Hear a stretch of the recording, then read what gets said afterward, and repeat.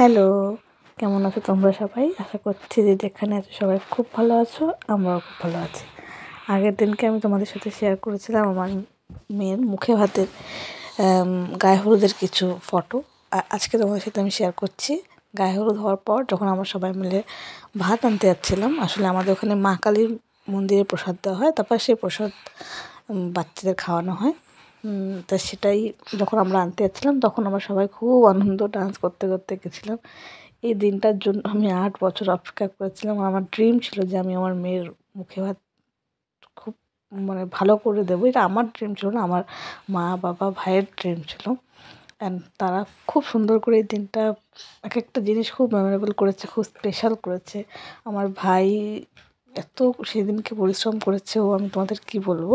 এই পরের পার্টে আমি তোমাদেরকে দেখাবো মুখে ভাতের কিছু অংশ। এই হচ্ছে আমার ভাই, যে সেদিন খুব